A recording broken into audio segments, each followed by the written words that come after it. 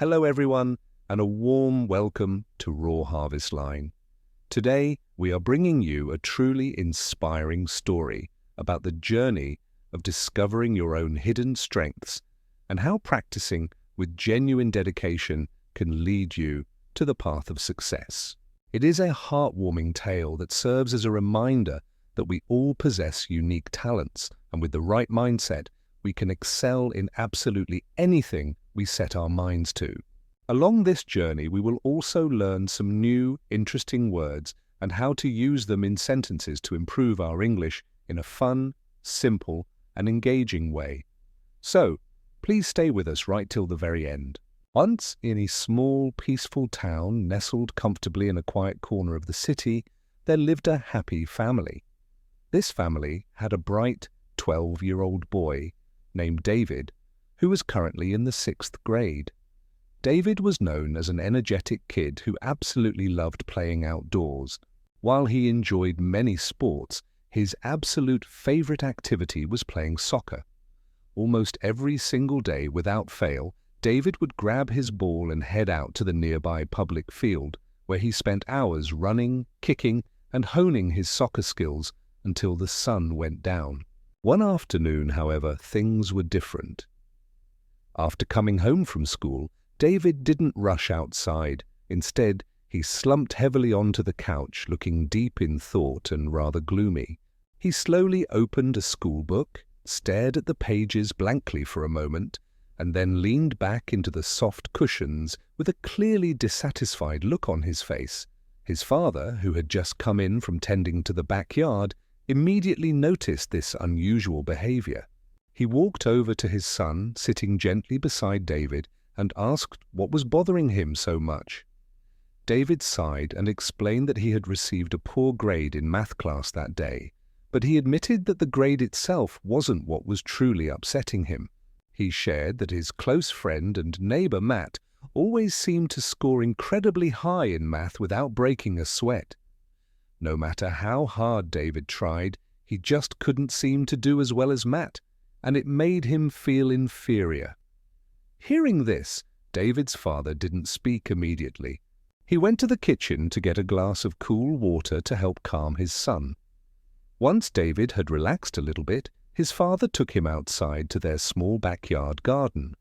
It was a beautiful spot, filled with shady trees, blooming flowers, and a peaceful atmosphere that always made them feel better. "David," his father began, his voice soft but serious, "I want you to understand 3 very important lessons from what happened today. These are lessons that will guide you not just in school, but as you grow older and face life's challenges." David, who deeply respected and admired his father, was a bit confused, but his curiosity was intrigued. "Can you explain those lessons to me, Dad?" he asked, looking up. "You will learn each lesson one by one through a special challenge I will give you," his father replied with a gentle, mysterious smile. After a brief pause to let the idea sink in, his father continued. "For the first lesson, I want you to invite Matt to play soccer with you tomorrow afternoon." David nodded, though he was puzzled, eager to find out what lesson his father had in mind. The next morning, the weather was bright, sunny, and welcoming. David went to school with his usual excitement, keeping his father's request in mind. That afternoon, after the final bell rang, he invited Matt to join him for a friendly soccer game at the nearby field. As usual, David, who played soccer almost every day with passion, dominated the match effortlessly. He moved swiftly across the grass and scored 3 impressive goals, leading his team to a big, celebratory victory. Meanwhile, Matt, who wasn't very familiar with sports, struggled significantly. He often lost control of the ball, tripped over his own feet, and made several clumsy mistakes. Despite this difference in skill, everyone who played that day had a great time laughing and running. Afterward, David cleaned up the dirt from his knees and hurried home to meet his father in the backyard. "Dad, I did it! I played soccer with Matt today. What is the first lesson you want to teach me?" he asked breathlessly. His father smiled knowingly and said, "First, tell me exactly how the game went." David described everything in detail, from his 3 spectacular goals to how Matt wasn't very good at soccer at all, struggling to even keep up with the other kids.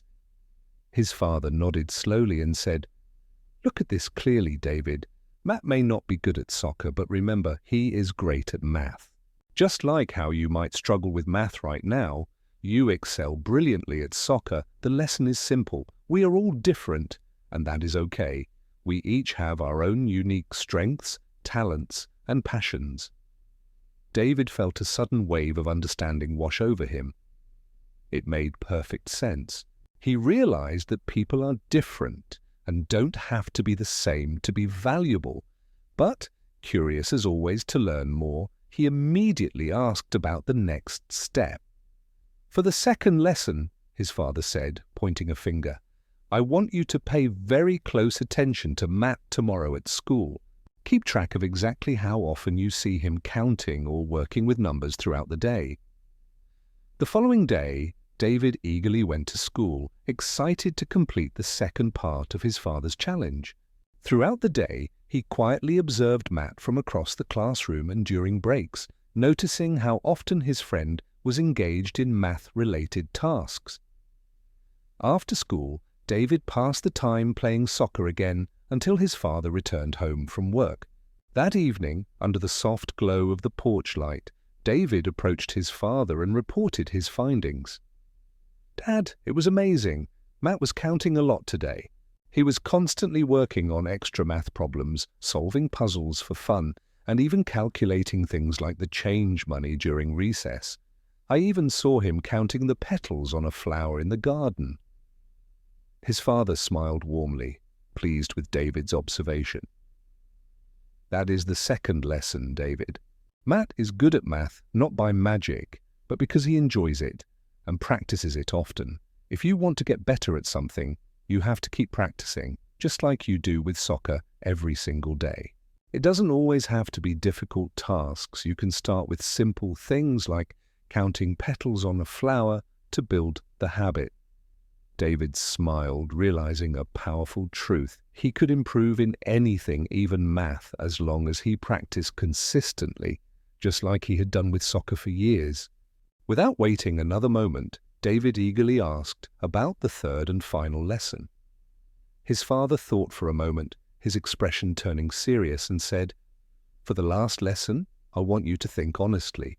How much better is Matt at math compared to you right now?"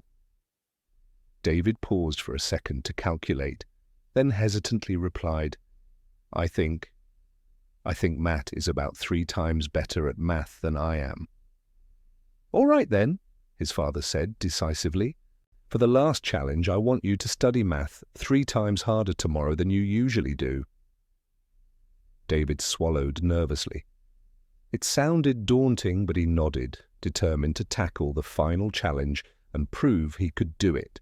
The next day after school, instead of going to the field, David sat down at his desk to study math.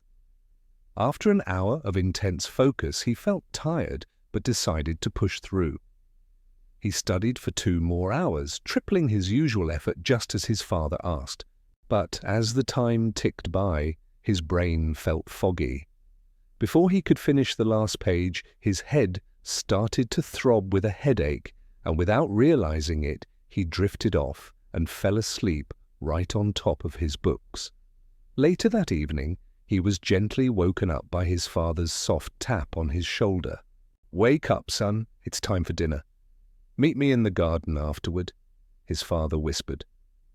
Feeling disappointed in himself and groggy, David met his father in the garden, his head hung low in shame. "I'm so sorry, Dad," David said softly. "I couldn't complete the challenge. I tried, but I studied so much that my head hurt, and I ended up falling asleep." His father gently patted David's head, looking at him with eyes full of love and understanding. "David, don't be sorry. This is the final lesson. This is what happens when you try to master something you don't naturally enjoy. It is very hard to stay disciplined and consistent when the passion isn't there. But when you study or practice something you love, discipline and consistency feel much lighter, almost effortless. Just like how you stay dedicated to playing soccer for hours without getting tired.